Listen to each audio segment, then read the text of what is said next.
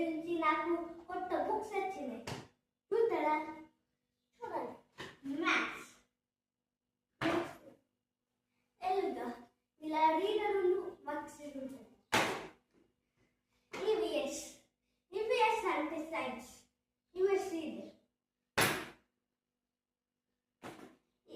EVS work book అంటే science. Hindi